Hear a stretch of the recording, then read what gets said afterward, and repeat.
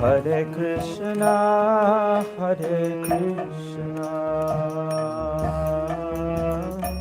Krishna Krishna, Hare Hare, Hare Rama,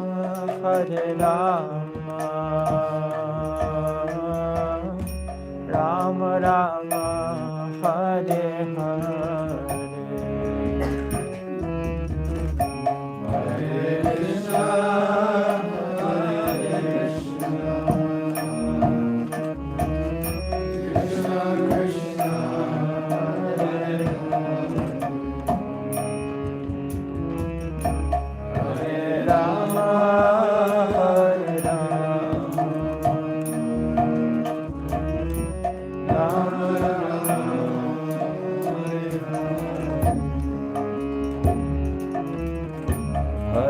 Krishna, Hare Krishna,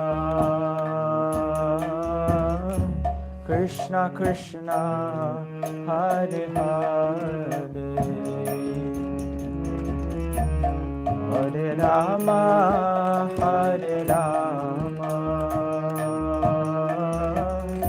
Rama Rama, Hare Hare.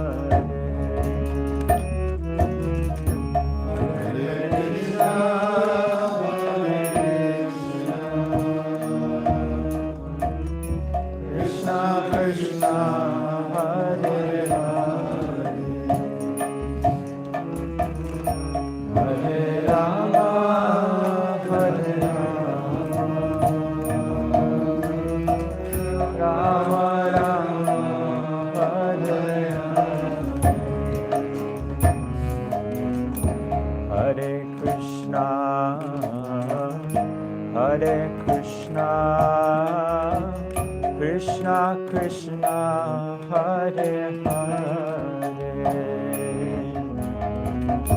Hare Rama,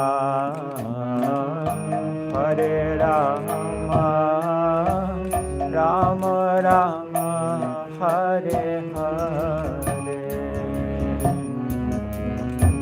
Hare Krishna,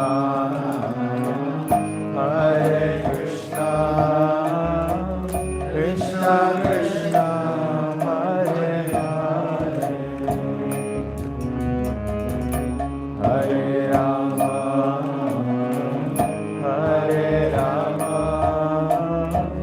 Rama Rama, Hare Hare,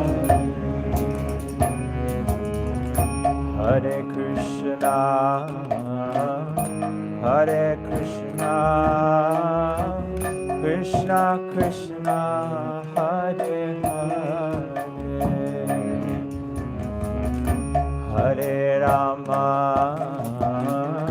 Hare Rama, Rama Rama, Hare Hare, Hare Krishna,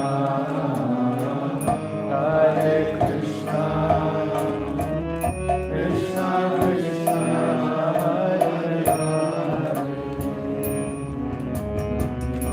Hare Rama,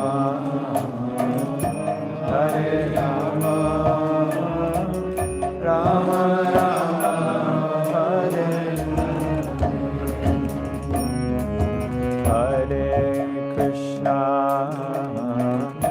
Hare Krishna, Krishna Krishna, Hare Hare,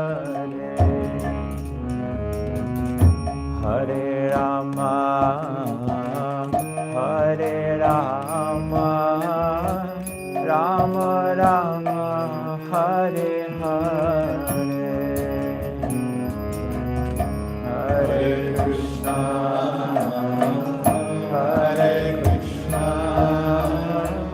Krishna Krishna, Hare Hare, Hare Rama, Hare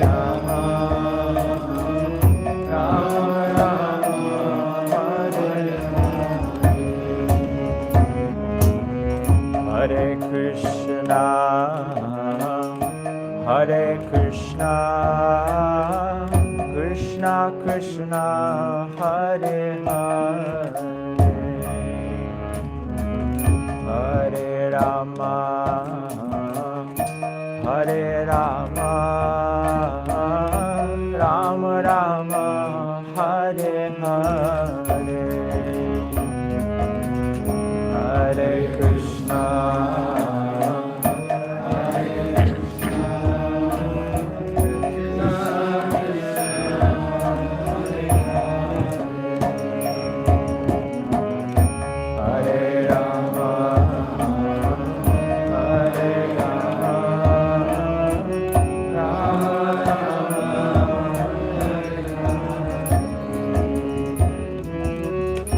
Hare Krishna, Hare Krishna, Krishna Krishna, Hare Hare, Hare Rama, Hare Rama, Rama Rama, Hare Hare, Hare Krishna, Hare Krishna, Krishna Krishna, Hare Hare, Hare Rama, Hare Rama, Rama Rama,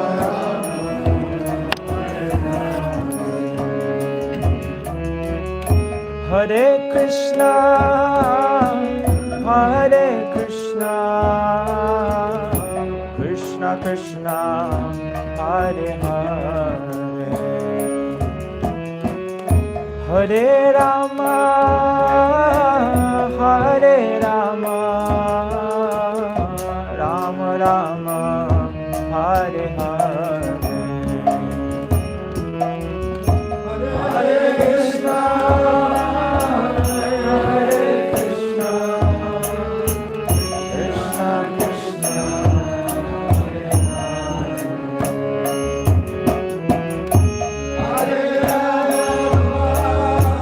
Rama,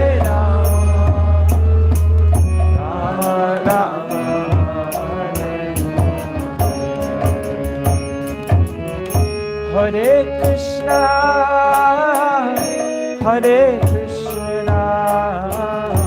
Krishna Krishna, Hare Hare, Hare Rama, Hare Rama, Rama Rama, Hare Hare, Hare Krishna, Hare Krishna, Krishna Krishna, Hare Hare, Hare Rama, Hare Rama,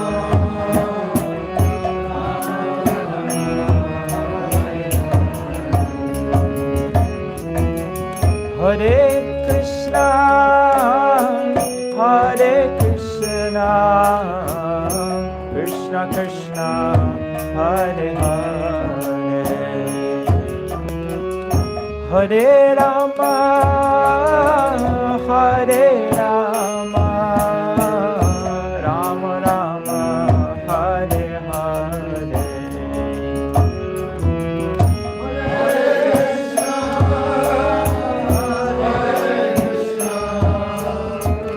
Krishna Krishna,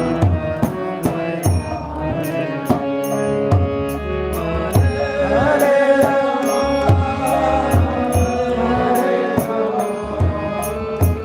Rama Rama,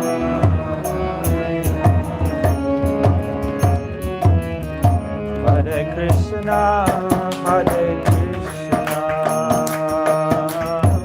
Krishna Krishna, Hare Hare, Hare Rama, Hare Rama, Rama Rama, Hare Hare, Hare Krishna, Hare Krishna,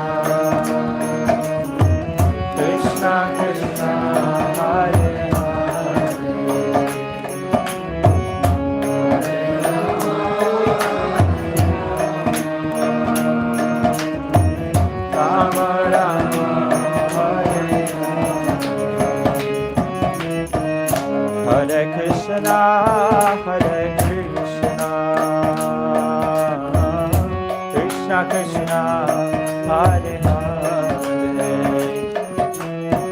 Hare Rama, Hare Rama, Rama Rama, Hare Hare, Hare Krishna, Krishna Krishna, Hare Hare, Hare Rama, Hare Rama, Rama Rama, Hare Hare, Hare Krishna, Hare Krishna, Krishna Krishna, Hare Hare, Hare Rama, Hare Rama, Rama Rama, Hare Hare, Hare Krishna, Krishna Krishna, Hare Hare, Hare Rama,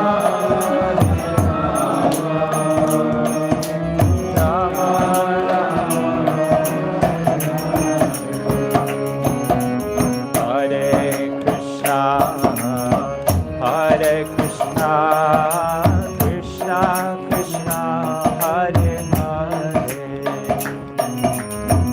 Hare Rama, Hare Rama, Rama Rama, Hare Hare,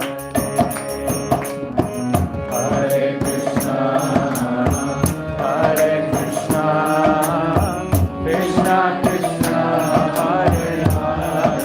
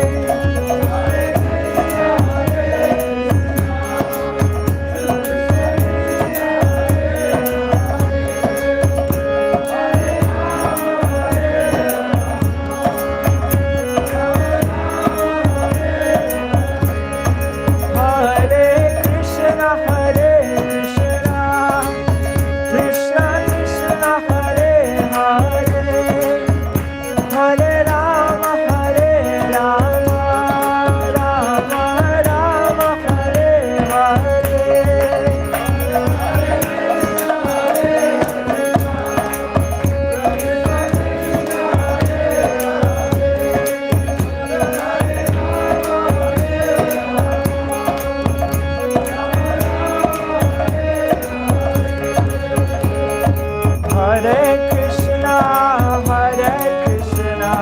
Krishna Krishna, Hare Hare, Hare Rama,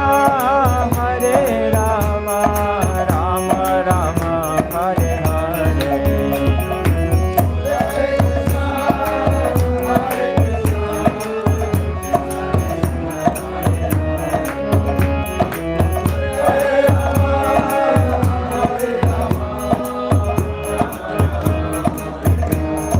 Jaya Radha Gopinath Radha Gopinath Radhe,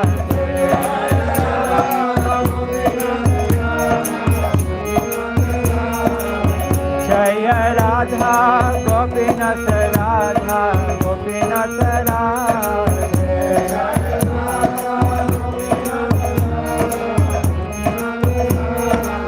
Jaya Radhe, Jaya Radhe, Jaya Radhe, Jaya Shri Radhe.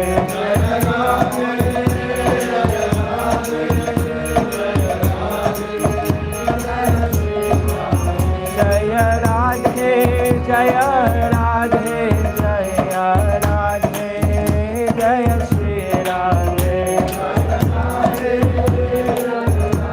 It always seems upside down to me. I always get it wrong. But like this Jaya Prabhupada, Jaya Prabhupada, Srila Prabhupada, Jaya Prabhupada. intuitive.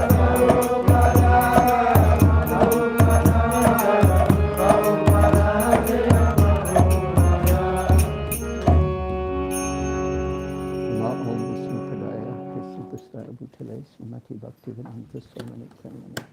Namaste Saraswati Devi Gaurani Karane Nirvase Sasanyavadi Pasakya Desita. Om Aganitaminandasya Janajana Salakaya Saksha Samadatan Zena Tasmai Sri Gurave Namah. Sri Caitanya Manabhistam Stapitam Jena Bhutale Sayam Rupa Kadamayam Dadati Sapadati. Ansakopa Tunasya Kripasandavaya Shakatitanam Bhaganeva Vaisnavim.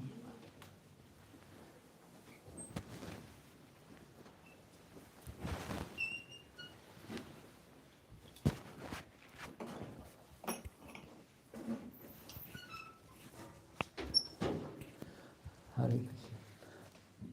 I'm going to, maybe, I think it's a little loud, is that right? I think that might have been an issue. Yeah. I'm going to, I'd like to tell you 3 stories, but they're all connected to one story. The first story is something that's quite astounding. It has to do with Srila Prabhupada in a visit. This is his visit to Melbourne. And it was just after he had woken up from his afternoon nap, which means probably 4 o'clock or so, I can't remember the year of the time. And in 1975 in Melbourne, and Prabhupada was staying in a small house near the ocean, and Jagachini Mataji, myself, and Krishna Prabhu, who is no longer in this world, were in the room with Prabhupada. And Prabhupada had just gotten a letter, and it was on his mind. But it wasn't exactly the letter that was on his mind, it was something else. And who can imagine the weight that Prabhupada was carrying?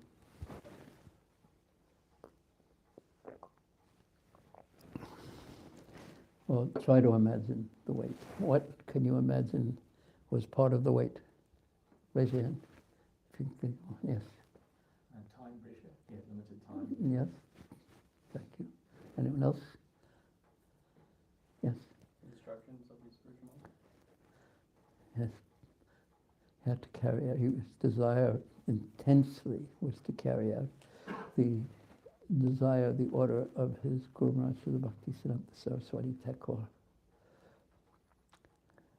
Yes. Concern for fledgling disciples who were not trained and very, very young. Yes, very young. concern for little baby disciples who didn't know they were babies. Did you want to? Yeah, and that's the one that I wanted to mention, and that's not the one that we usually think of Prabhupada's as the main concern of Prabhupada's, because he was there in one sense to accept service from everyone and bring that service to, offer that service through the Guru Parampara to Krishna. Radha Krishna, Sri Caitanya Mahaprabhu and Radha Krishna. But yet he was concerned. So on this particular day, he walked through the room and he sat in a desk, as I vaguely remember it, because it was a long time ago. And he said, these are the kind of letters I get. My dear Srila Prabhupada, I am the most insignificant, fallen, useless person, and I have this big problem. And he said, just see. Now, at that time, I really couldn't see what he wanted me to see, but I thought about it and thought about it and thought about it, and I gradually understood what he was saying, and what he commented on it later. It made it clearer, it all fit together. Because there's an inconsistency there. There's an inconsistency. I'm useless, I'm tiny, I'm insignificant, and I have a big problem. Now, someone who's useless and tiny and insignificant can only have a useless and tiny and insignificant problem, obviously. But I couldn't quite see it at that time, but I gradually understood it. And then Prabhupada said, so on one hand you can just say, boy, that person, inconsistent and foolish. But what Prabhupada said was, I wish I could train my disciples. I wish I could train my disciples personally. But what can I do?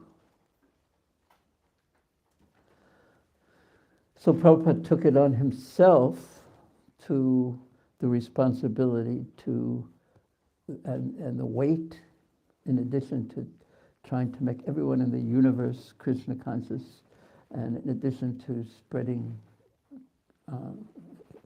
distributing, writing and distributing, publishing, distributing his books, he took the weight of responsibility of wishing he could train his disciples, but he couldn't, because Krishna had a different mission from him. If he would have just stayed at 22nd Avenue perhaps, and just spent time with all the devotees there and gradually taught them the etiquettes and some of the subtleties of Krishna consciousness, he would have done that, but Krishna had a different plan for him.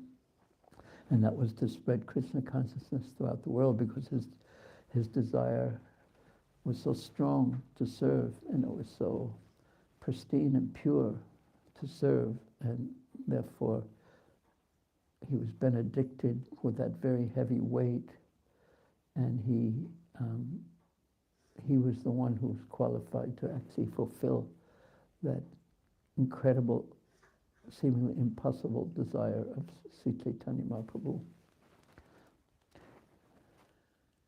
That was one story. The second story is from Chaitanya Caritamrta.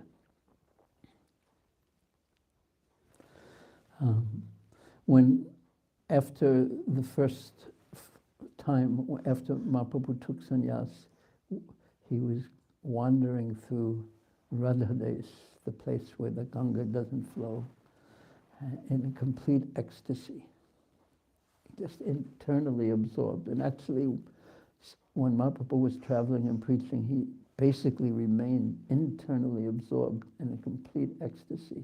Internally absorbed. What does internally absorbed mean to you? Raise your hand. Yeah. Chanting holy name on the inside. On the inside, yeah.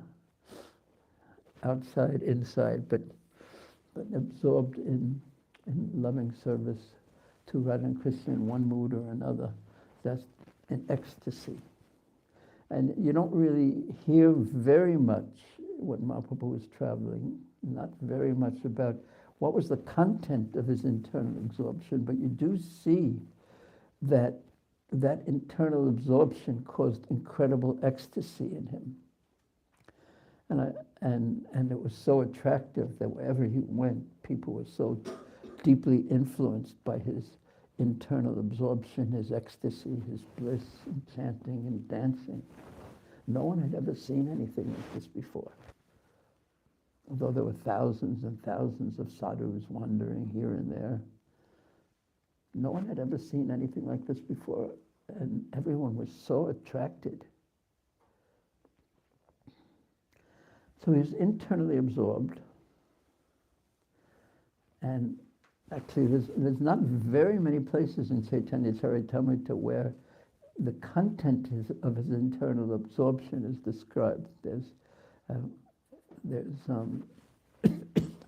in the 4th chapter of Adi Lila describing the internal mood of why Mahaprabhu, the primary reason why Mahaprabhu came, and then in the there's hints there, here and there, and then in Rath-Yatra, which is the 13th chapter of Madhya Lila, and then the 14th chapter, which is called the Vrindavan Pastimes. There's something about Mahaprabhu's internal absorption, and then there's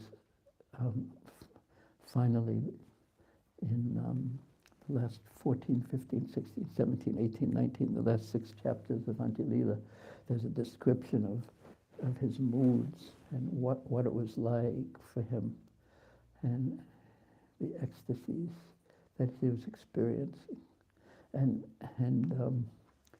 when he was in ecstasy, it was like everyone around him just was completely captivated, especially his followers. They also went in, because they were following him, they followed him right into that mood, and they were dancing and chanting and supporting his mood.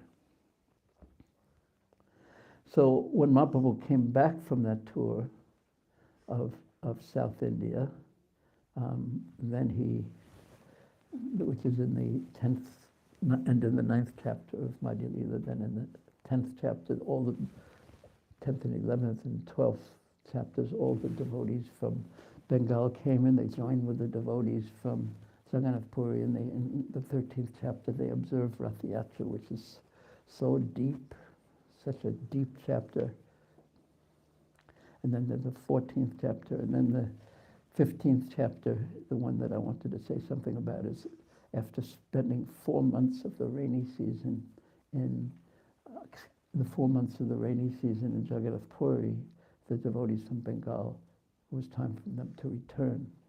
So they had been together for 4 months. They had been together with Mahaprabhu for every day for years and years and years. When he was in Navadvip, before he had taken sannyas, they had chanted and danced together. He had opened up the spiritual world for them. Of course, they were his eternal associates, but in the chanting and dancing, his mood pervaded everything, and the spiritual world was in fact opened up, and they were all experiencing the spiritual world by the depth of his internal absorption. But then he took sannyas. They met in the house of Founder-Acharya. He came to Jagannath Puri. Mahaprabhu went to Jagannath Puri with just 4 devotees. Then he went to he changed the heart of Sarvabhauma Bhattacharya from being a Mayavadi impersonalist follower of Advaita Gyan, and then he went South India, and then he came back, and then they spent 4 months together with the Bengali devotees and the other devotees, and then it was time for them to go back, to return, and it was very, very touching. There's the moments of them leaving on their return was very, very touching. So Mahaprabhu basically talked to each and every one of them. He gave them instructions, he glorified them, he said so many things. To Raghava Pandit, he he described the type of deity worship he did and said that it was incomparable. Everyone is just satisfied because he was serving so wonderfully. Everyone is just satisfied to see him, Mahaprabhu said. Then he embraced Raghava Pandit. And then he offered all the other devotees farewell with similar respect. So Krishna's Kaviraj is describing a few of them.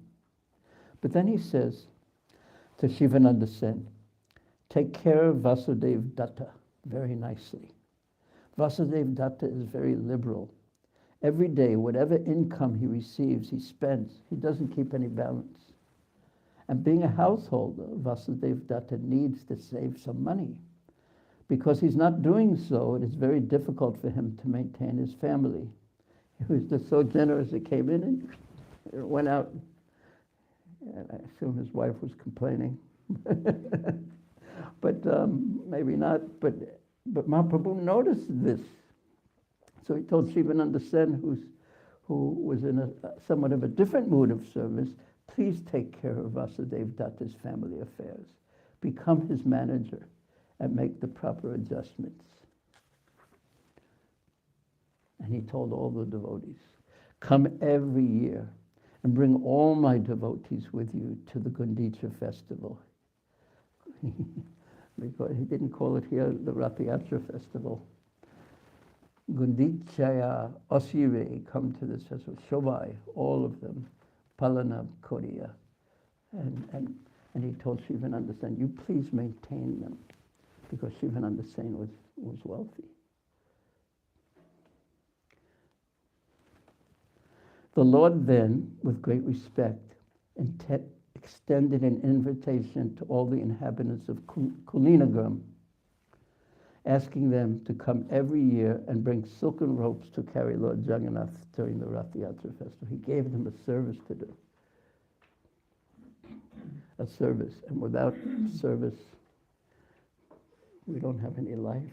It's the most fortunate thing to have service, to be able to, a facility to make an offering to the Supreme Lord. There's no devotional service without service. And then he said so he gave them a service. What was the service? To bring the silken ropes. And this is actually, he told them this at the end of the 13th chapter. And it was so, to me, when I read this, I thought it was so amazing because Mahaprabhu was in this mood of ecstasy, such deep ecstasy during Rath-yatra. And he was, and here it's called Gundicha, which means bringing Lord Jagannath to Vrindavan, because Mahaprabhu's ecstasy was the mood which is described in the 82nd chapter of 10th canto of the Bhagavatam, where the residents of Vrindavan and so many devotees, so many people came to Kurukshetra on the occasion of a solar eclipse.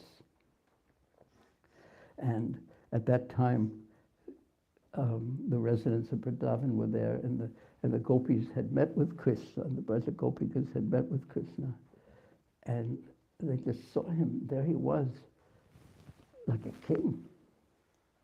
He had soldiers. He didn't have his peacock feather. He didn't have his flute, and they were surrounded by the armies and the rattling of the chariots, as Krishna's Kaviraj says and Prabhupada translates.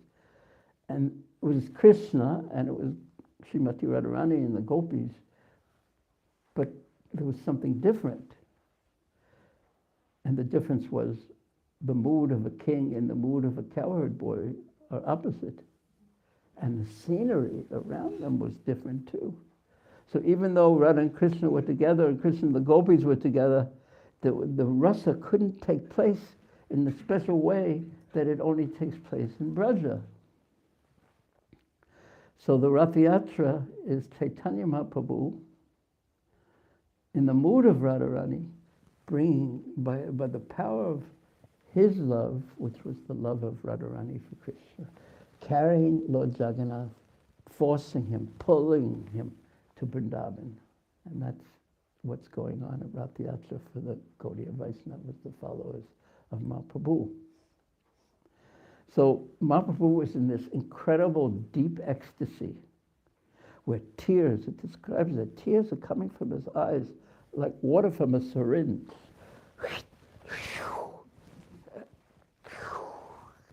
Not just dripping down his face, but it was so powerful. It was inconceivably powerful. And he's dancing, and his hair is standing on end, and there's goosebumps all over, and his complexion, and he's falling to the ground. And it's completely, his ecstasy is just inconceivable, practically speaking. So he's experiencing that.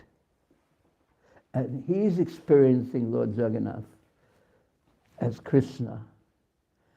And himself as Srimati Radharani, that mood had blossomed so deeply in him.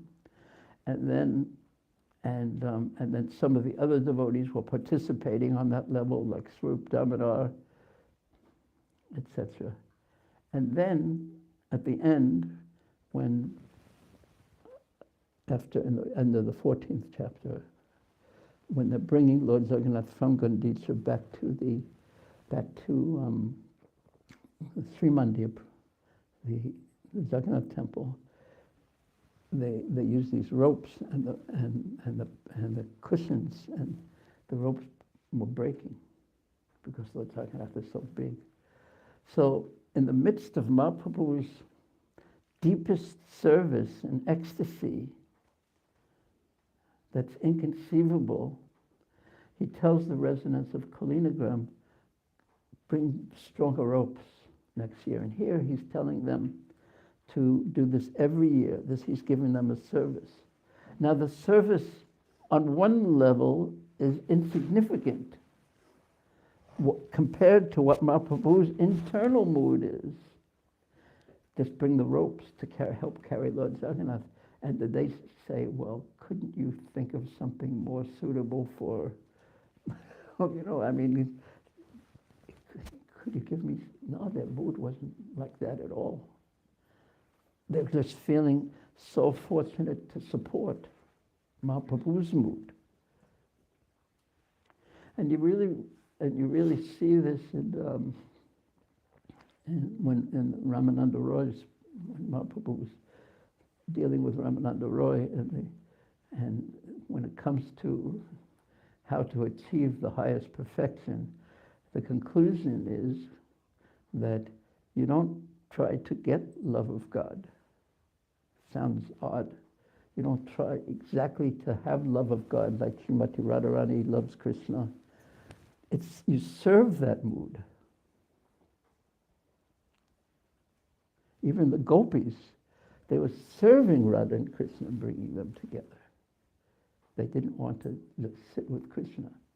And they were getting 10,000 times more pleasure serving Krishna by bringing Radha and Krishna together than if they were together with Krishna. And then Krishnadas Kaviraj says, even more amazing than that, even more amazing than the mood of the gopis is the mood of Srimati Radharani, who was always trying to arrange the gopis to come closer to Krishna. And she got 10,000 times more pleasure out of doing that than when she was with Krishna. So at the heart of Braj, the heart of this, the mood of Vrindavan, and the heart of Rath-yatra, and the heart of the happiness of the residents of Kalinagram, just getting this service of bringing ropes, is service. But not just service as a job, but service as, this is my devotional offering. And how fortunate I am, considering who I am, and I know better than anyone else what's inside of me. Considering all this, I'm so fortunate to be able to serve. Mahaprabhu's mood was Gopi Bharta Padakamalaya, Dasa, Dasa, Dasa, Dasa, Dasa. I'm just serving the servants of the servants of the servants of the servants. And to have some service is the most fortunate thing. And then he says, Mahaprabhu says to the residents of Kalinagram after giving them service. Now, why is he giving them this service?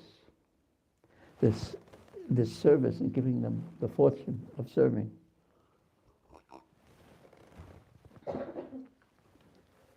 Then the Lord, with great respect, he extended an invitation to all the inhabitants of Kalinagram, not just the ones who were there, asking them to come every year and bring silken ropes to carry Lord Jagannath during the Rath Yatra festival.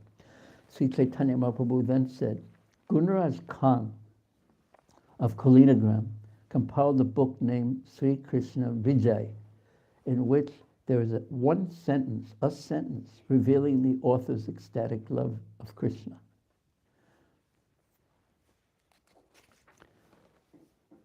Sri Chaitanya Mahaprabhu said, Krishna, this is what is Nanda Nandana Krishna Moda Prananat Evakya Vakainu Tandra Vamsera Hata. Krishna, this is, in my opinion, this is quite astounding. Sri Chaitanya Mahaprabhu said, Krishna, the son of Nanda Maharaj, is my life and soul. Now, I'll just read this before what he said. Gunaraj Khan of Kalinagram compiled a book named Sri Krishna Vijay, in which there is a sentence revealing the author's ecstatic love of Krishna. And then he reads the sentence. Krishna, the son of Nanda Maharaj, is my life and soul. And then Mahaprabhu says, by this statement, I am sold into the hands of the descendants of Gunaraj Khan. And here in Prabhupada's purport, he has the full verse, because Chaitanya Mahaprabhu only says part of it. Eka bhave vanda hori jada kori kata. Nanda Nandana Krishna Moda Prananata. With folded hands, I offer my prayers unto Krishna, Nanda Maharaj's son, who is my life and soul. And then Mahaprabhu says, perhaps even more astounding, to say nothing of you, O residents of Kalinagram, even a dog living in your village is very dear to me. What then to speak of others? Now, what do you think of that? Anyone want to think of that and think of the implications and what? And of course, this is Mahaprabhu. How you could think of how the residents of Kalinagram felt after hearing this from Mahaprabhu, how dear and how he'd given them service, and they asked him some questions. But what does it tell you?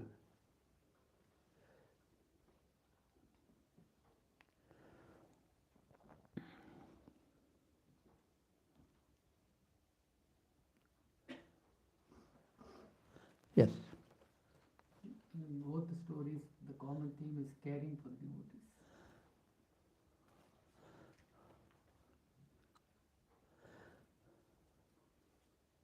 I'll read the third story now, which is right at the end of this. Now this is the end of the same chapter, because the residents of Kalinagram leave, Mahaprabhu's feeling separation, they're all feeling separation. All the devotees go back to Bengal, and then there's this chapter is sort of divided in half. And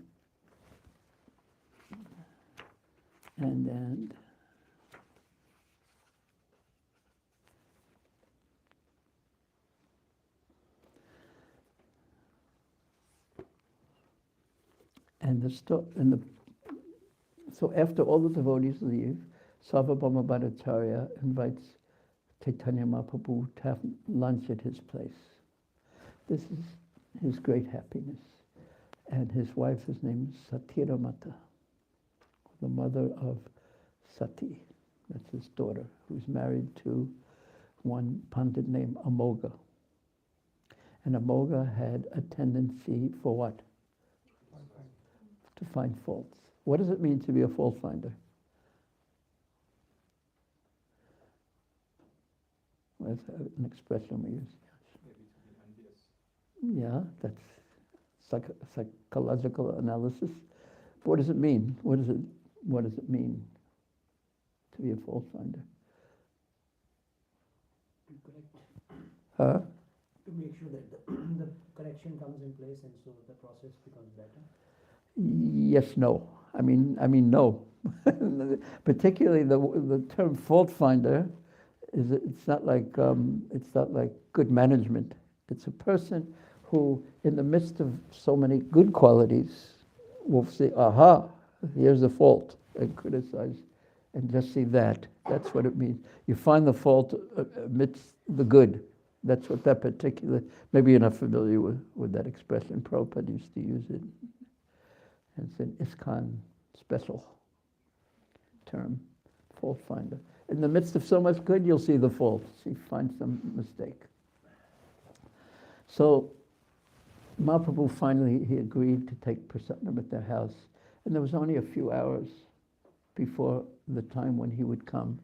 But Sarvabhauma Bhattacharya and Caritamrta and Sarvabhauma Bhattacharya assisted. They cooked this amazing, elaborate feast that was more or less impossible to be cooked during that short time.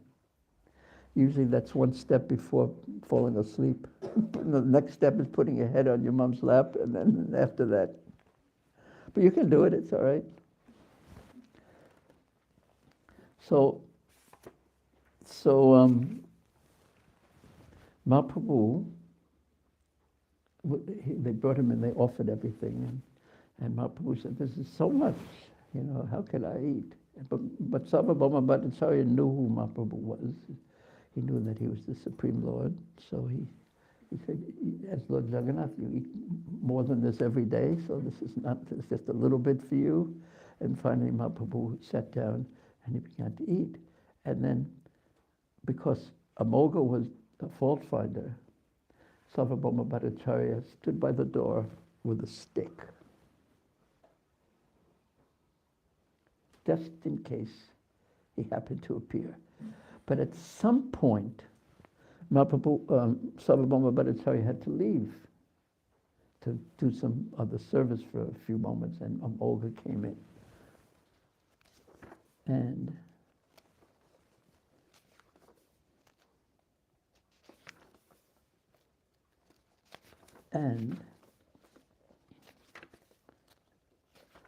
I mean, there's a whole description of the feast, and it's quite astounding. And they have garlands and this and this. And let me just read when Mahaprabhu said, "How can I eat all this?" And then Mahaprabhu, his response was, "I know how much you can eat. After all, in Jagannath Puri, you eat 52 times a day. Now figure out how many minutes between each offering that is, every half hour or so. You eat hundreds of buckets filled with prasadam. At Dwarka, you keep 16,000 queens and 16,000 palaces. Also, there are 18 mothers and numerous friends and relatives of the Yadu dynasty, and they're all feeding you. And in Vrindavan, you also have your father's elder brothers, your father's younger brothers, your maternal uncles, the husbands of your father's sisters, and many cowherd men. There are also cowherd boyfriends, and you eat twice a day, morning and evening, in the house in each and every one of them. So, in Govardhan Puja, you ate stacks of rice. In comparison to that, this small quantity is not even a morsel for you. Please accept a little quantity of food from my house. You are the Supreme Lord." And hearing this, Mahaprabhu smiled and he sat down to eat. He first offered him the prasadam from the Jagannath temple. And at that time, we need some dramatic music. Bhattacharya had a son-in-law named Amoga, who was the husband of his daughter Sati. Although born in an aristocratic Brahmana family, Amoga was a great fault finder and a blasphemer. Amoga wanted to see Sri Chaitanya Mahaprabhu eat, but he was not allowed to enter because of these qualities. Indeed, the Bhattacharya guarded the threshold of his house with a stick in his hand. However, as soon as the Bhattacharya began to distribute prasadam and was a little inattentive, Amoga came in, and seeing the quantity of food, he began to blaspheme. Korae nindana. He did ninda, criticize, blaspheme, with envy in his heart. He said, this much food is sufficient to satisfy 10 or 12 men, but this sannyasi alone is eating so much.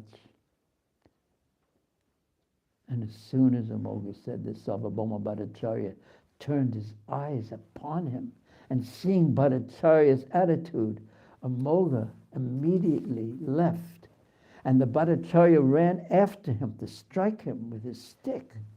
But Amoga fled so fast that the Bhattacharya could not catch him. And he began to curse. Bhattacharya began to curse his son-in-law and call him ill names. And when the Bhattacharya returned, he saw that Sri Chaitanya Mahaprabhu was laughing to hear him criticize Amoga. But when Sati's mother, the Bhattacharya's wife, heard of this incident, she immediately began to strike her head and chest, saying again and again, let Sati become a widow. And seeing the lamentation of both the husband and wife, Sri Chaitanya Mahaprabhu tried to pacify them. According to their desire, he ate the prasadam and was very satisfied. When he finished eating, he washed, and they gave him spices. Bhattacharya placed a flower garland on his neck, and he said to Mahaprabhu, I brought you to my house just to have you blasphemed. This is a great offense. Please excuse me. I beg your pardon. Chaitanya Mahaprabhu said, what Amoga has said is correct. Therefore, it is not blasphemy. What is your offense? Sri Chaitanya Mahaprabhu then left, returned to his own residence, and then Sarvabhauma Bhattacharya followed him. He fell down at the Lord's feet. He said so many things criticizing himself, and then the Lord pacified him and sent him back to his home. Sarvabhauma Bhattacharya wasn't pacified. He thought, I can't kill him. I can't kill myself. But my daughter should abandon her relationship with this man. She should leave him immediately.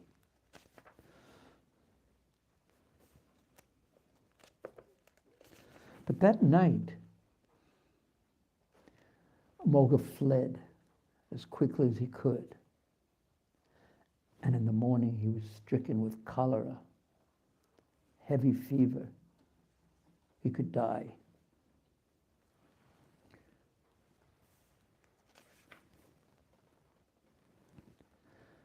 At this time, Gopinath-Acharya went to see Sri Chaitanya Mahaprabhu, and the Lord asked him about the events taking place in Sarvabhauma Bhattacharya's house. What's going on there now? And Gopinath-Acharya informed the Lord that both the husband and the wife were fasting. They were so grief-stricken. And that their son-in-law, Amoga, was dying of cholera. And as soon as Chaitanya Mahaprabhu heard that Amoga was going to die, he immediately ran to him in great haste. And placing his hands on Amoga's chest, he spoke as follows. The heart of a Brahmana is by nature very clean. Therefore, it is the proper place for Krishna to sit. Why have you allowed the chandala of jealousy to sit here also? In this way, you have contaminated the most purified place, your heart. And this really also reflects back to the cleansing of the Gundicha temple, where Mahaprabhu sets the example with all the devotees of to clean it, because this is where Krishna is going to sit with Baladev and Subhadra Devi. And it became spotlessly cleansed. So Mahaprabhu was making the same point here. However, why have you done this to your heart? But then there's however. Due to the association of Sarvabhauma Bhattacharya, all your contamination is now vanquished. And when a person's heart is cleansed of all contamination, he's able to chant the Maha Mantra, Hare Krishna. Why does my mind wander and wander and wander and wander and wander when I chant?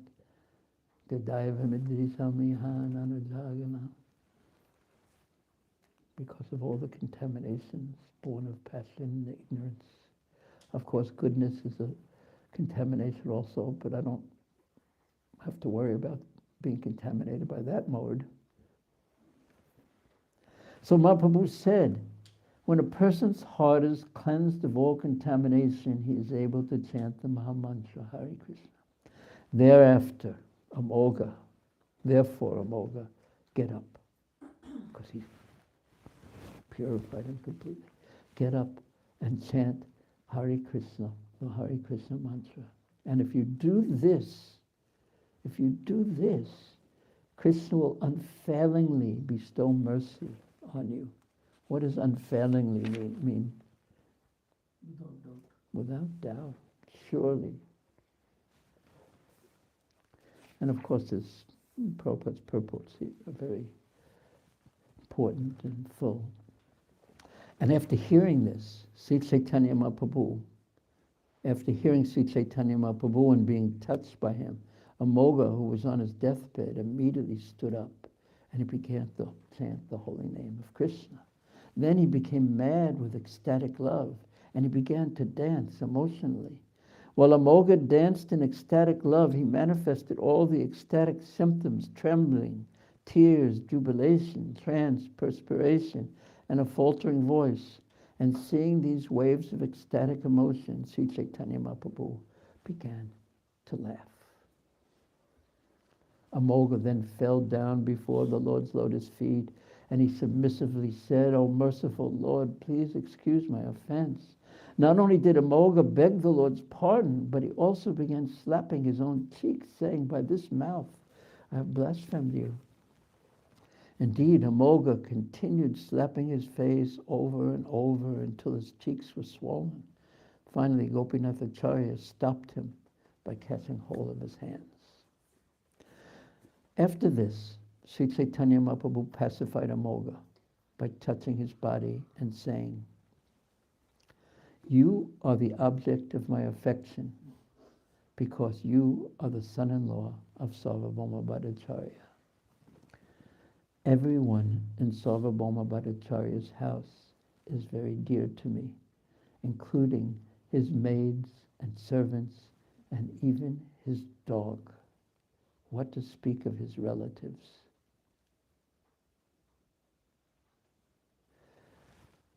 What did Mahaprabhu tell the residents of Kulinagram because of that one sentence that Gunaraj Khan had spoken? One sentence, one simple sentence in one sense, in which Prabhupada explains the Bengali in the book isn't the perfect high-grade Sadhu Bhasha Bengali.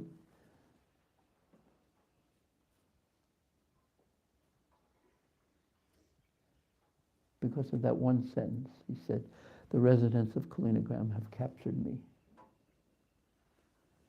a forefather.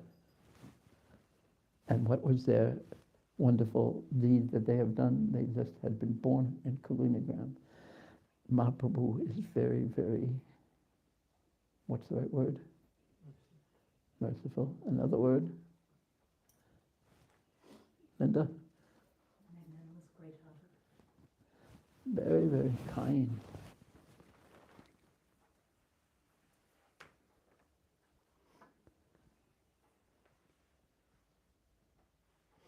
So the Prabhupada was kind like that too. And the followers of Prabhupada, so many of them are so kind in that way. And yesterday we were talking about establishing culture in our Vrinda Valley community. We just brought it up sort of at the end of, we didn't have time to speak about it in detail, but the culture of a place, it speaks louder than the philosophy.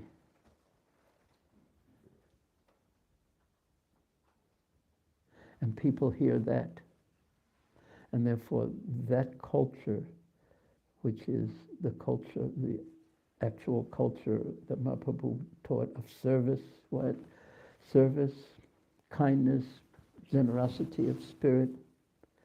It's really what we want to establish here. Now, how do you do that?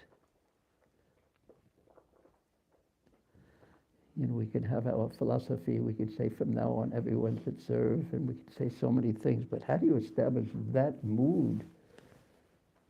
It's not easy. And a mood of seeing the good. Because when people come here, they're going to, first time they're going to come to have a sound bath. and who knows what philosophy they have. Or we do know what they're either atheists or whatever, or Mayavadis or rascal Mayavadis or what. But here they come. And we have to somehow have a mood of welcoming them and serving them.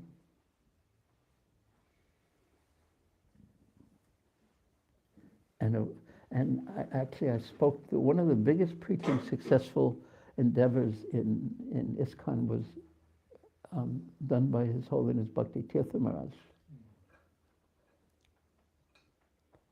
And it was called the Institute of Spiritual Technology in Washington, D.C., and it wasn't exactly like a temple. It was, there are different classes. It's quite, in some ways, what we're thinking of here. In some ways, quite similar. And I thought I understood why it was so successful. What happened was so many qualified people, so many highly qualified people came and became devotees and started teaching. And whatever they knew, they taught, whatever field it was in. So I thought I understood it, what it was, what their secret was. And what I thought my understanding was that whatever one came, whatever they had, they taught, whatever skills they had. And then, so I spoke to, because His Holiness Bhaktivedanta Maharaj has gone home, I spoke to the two disciples who were there and who were very much instrumental in establishing the culture, and these people live the culture too. So I asked them what was the secret, and I told them what I thought it was, and they said, yeah, that was there. But the secret was something completely different. It was that we were so welcoming to everyone that Bhaktivedanta Maharaj had told us, trained us, convinced us, oversaw us in being so welcoming to everyone. That, and then he said, the people were somewhat shocked that they had never met people who were so nice before. It was sort of very, very simple. And who took care of them and everything. And it was so attractive. It was so attractive. So what a challenge this is for us, because we have the building and we'll have the classes.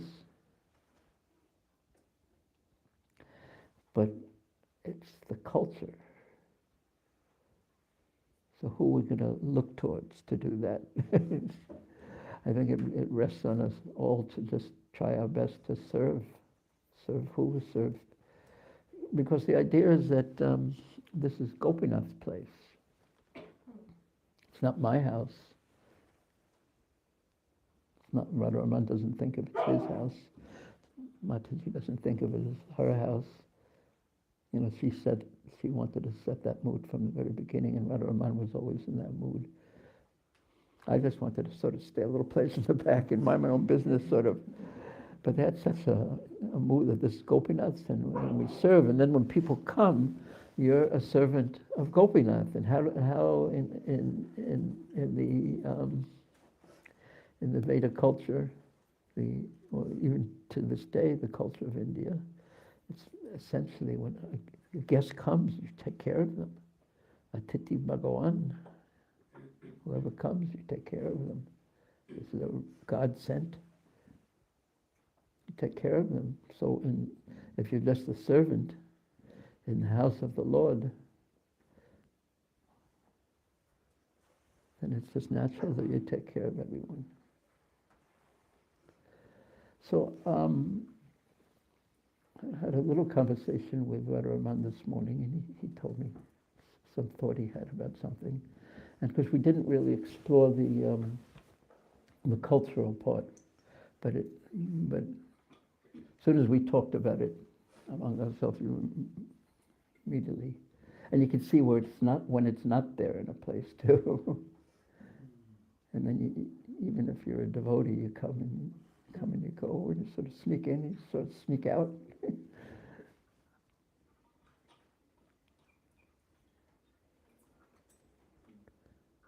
So we established so many what are they, pillars, or what are they called? Pillars. Portfolio. It's a funny word for it. So I don't know if so we should really have a portfolio of culture too, with someone's, but it's the most difficult one to have, except all you have to do is one thing. You just have to give up, be in a real serving mood yourself, and try to open up opportunities for others to serve too, serve Gopinath. So in one sense it's very simple, but the hardest part is being in a serving mood yourself. Because, it means you have to serve everyone who comes in. Even the people you don't like and everything like that, or you're in a bad mood, or you have pressures from this and that and this and that, and you're already, so it's the hardest thing to do. So when speaking with Radharaman, we thought that, or he really understood the point, and he said we should ask a person to be in charge of that pillar, or already has that mood of service. So we thought that Premananda should do it. After all, he just sort of built the whole thing. Took all the responsibility. I knew I was going to make you feel bad. He took all the pressure.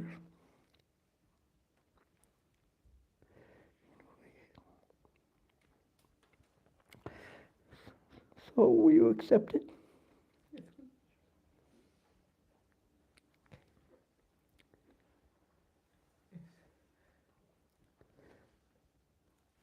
Thank you. And we should know that just the mood of Caitanya Mahaprabhu was so liberal about being dear, who's in the category of being dear to Mahaprabhu. So we should you're going to need a few of those. He gets one, I get one.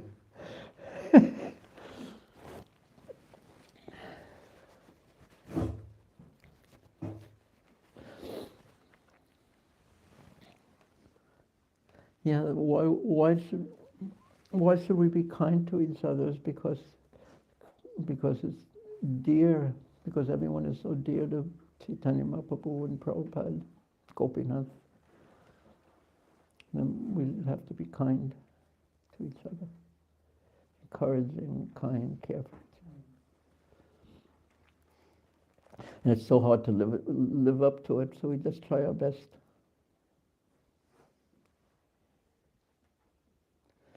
Okay.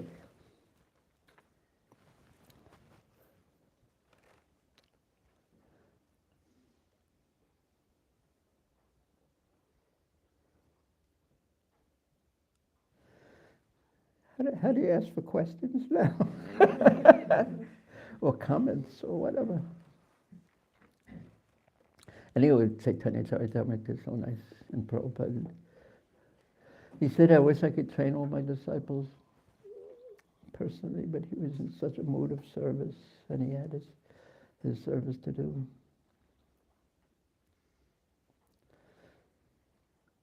Okay, any comments, questions? Yeah. Well, it seems to me that when you read about Lord Chaitanya's perspective, Yeah. it was the opposite of fault finding, right? That amidst a world of nonsense, Yes. he found the little thread Yeah. and of positivity, and he only saw that. Yeah.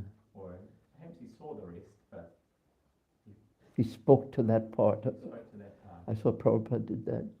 He spoke to that part of us that was sincere and good. Yeah. And so to have that perspective, to be able to see the faults, because we have to be able to Practical differentiate. management.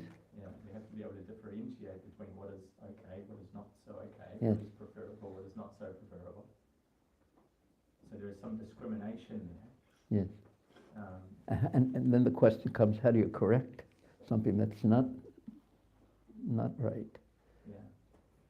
Or it's almost you come to the fork in the road where you find a problem or a fault.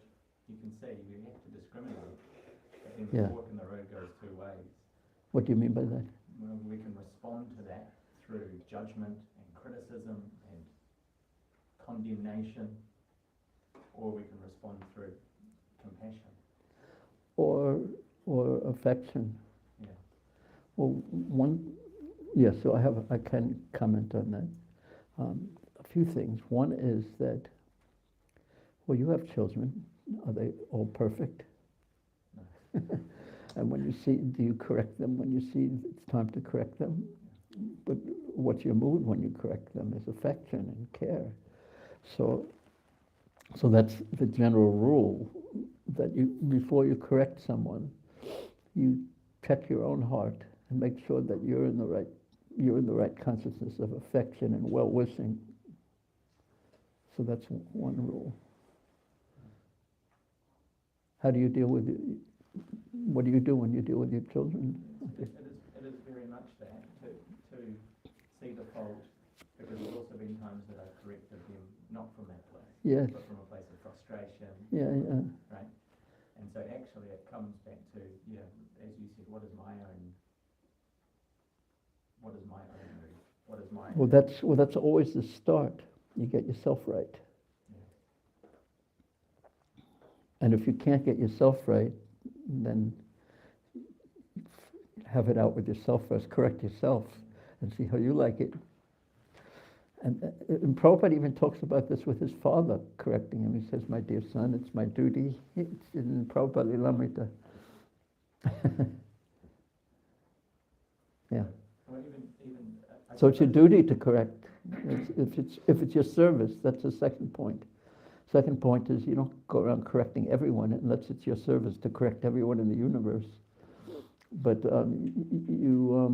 if it's you do your duty. So if you see something that's not correct, what you do is you tell the person whose duty it is to rectify it. Not you go around correcting everything independently on your own.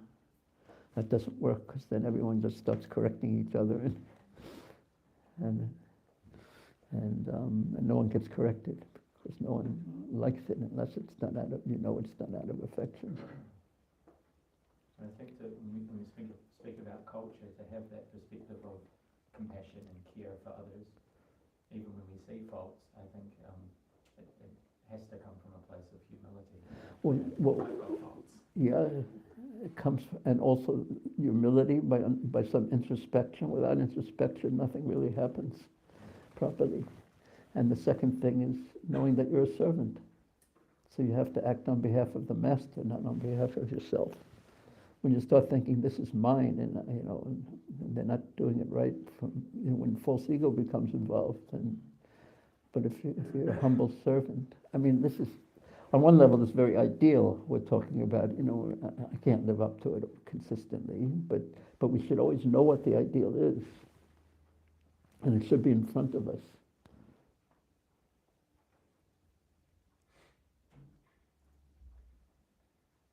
Yeah, does that address the points you were thinking?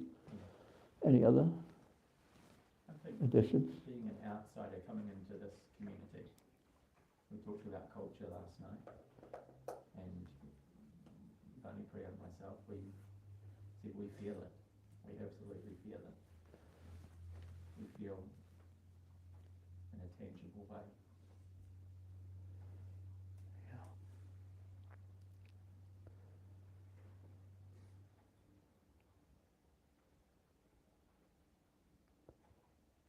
That's encouraging.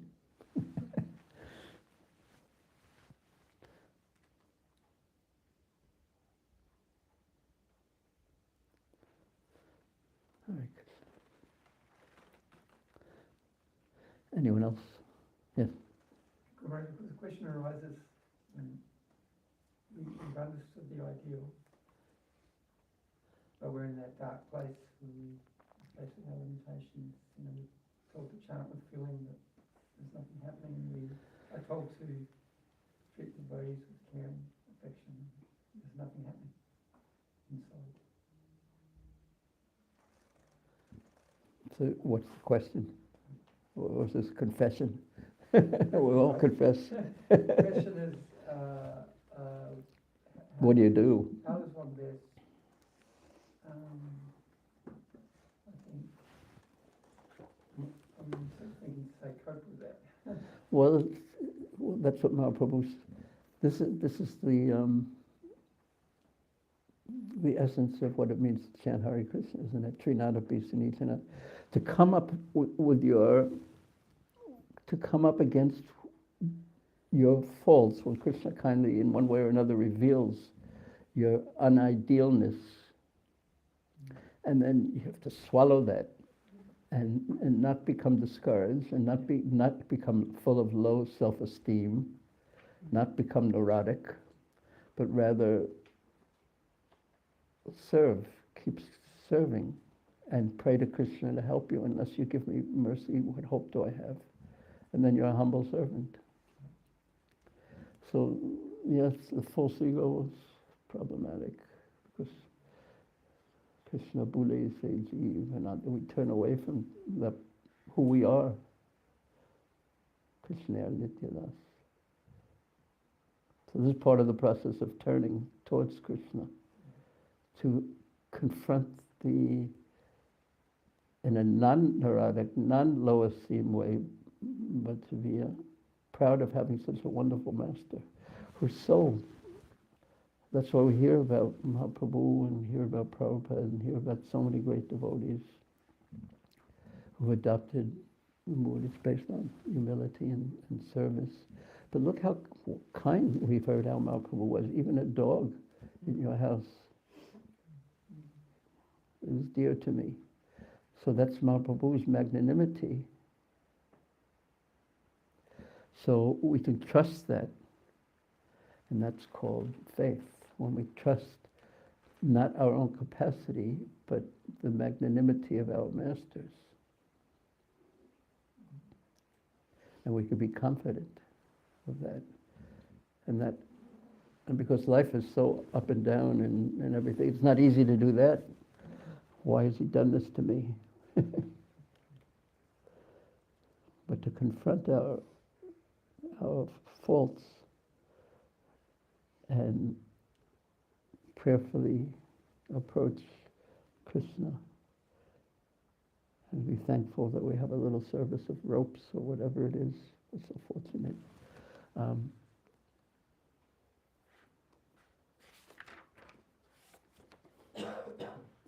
There's one more.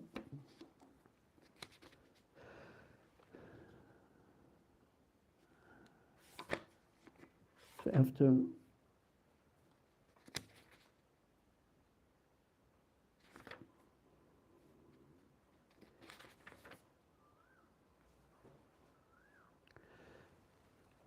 Koyal, there's a little more to the pastime, which is very interesting too. So after Mahaprabhu said, even a dog is dear to me, what to speak of his relatives, then he said, Amoga. And this is the process, actually. And it's also confronting. Always chant the Hare Krishna mantra. Aparada nahi, without offenses. And do not commit any further offenses. And after giving Amoga this instruction, always chant Hare Krishna Caitanya Sadahari. Sri Chaitanya Mahaprabhu went to Sarvabhauma Bhattacharya's house. Upon seeing the Lord, Sarvabhauma Bhattacharya immediately caught hold of his lotus feet. The Lord embraced him and then sat down. Sri Chaitanya Mahaprabhu pacified Sarvabhauma Bhattacharya, saying, "After all, Amoga, your son-in-law, is a child. So what is his fault? Why are you fasting? Why are you so angry?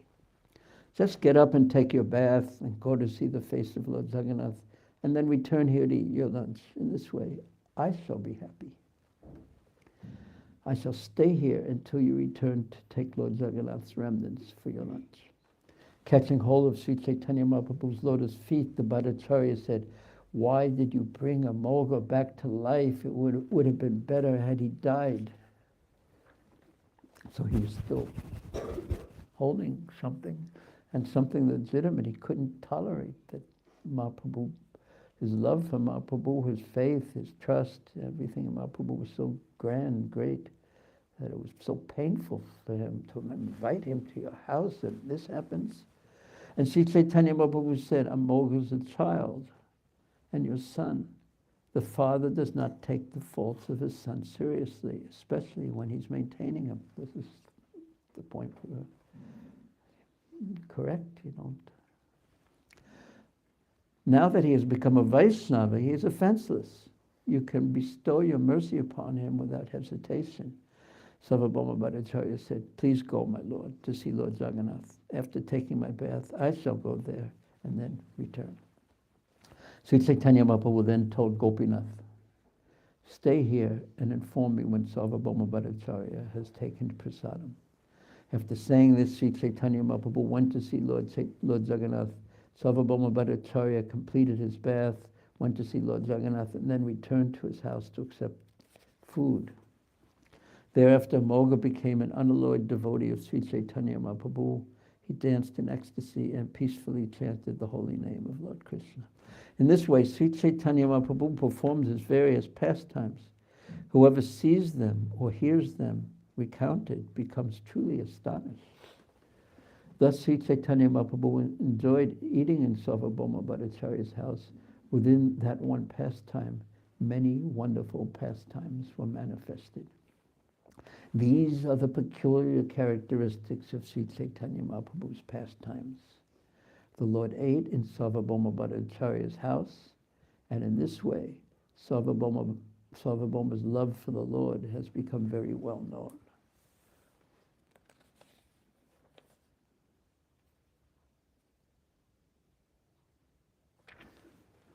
Thus, I have related the ecstatic love of Sarvabhauma Bhattacharya's wife, who is known as the mother of Sati. I've also related Sri Chaitanya Mahaprabhu's great mercy, which he manifested by excusing Amoga's offense. He did so due to Amoga's relationship with a devotee. Whoever hears these pastimes of Sri Chaitanya Mahaprabhu with faith and love will attain the shelter of the Lord's lotus feet very soon.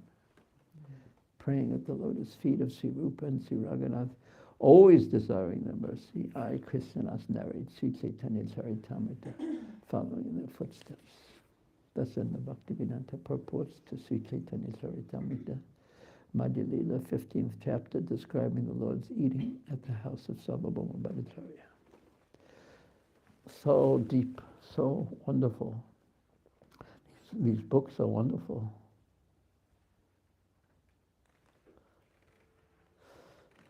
Okay, I think it's... Any last questions or comments? Nikunj, how are you? We saw little baby G yesterday.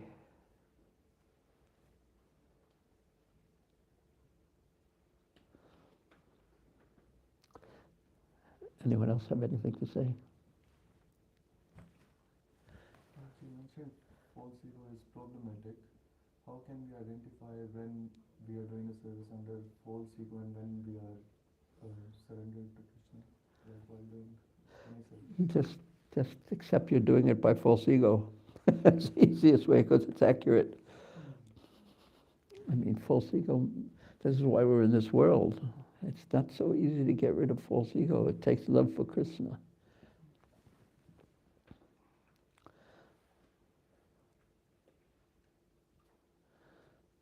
So that's, in some senses, that's the best we can do at this point in our lives. Just whatever we have, whatever we are, even though it comes from Krishna, it's a gift of Krishna, we offer it back to Krishna. This is yours. Fallen servant, please accept this. I'm so fortunate if you accept this. That's perhaps the best we can do. But one day, by mercy, we'll have love for Krishna. Then we can do a little more.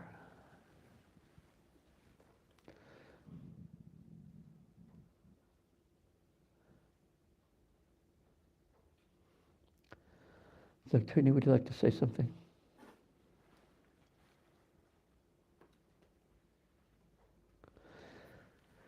Okay. Hare Krishna. Sri Gopinath ki jai, Sri Caitanya Mahaprabhu ki jai, Srila Prabhupada ki jai, Sri Krishnadas Kaviraj Goswami ki jai, Srila Prabhupada Bhaktivedanta ki jai, Nattai Gaur Premanande. Hare Hare.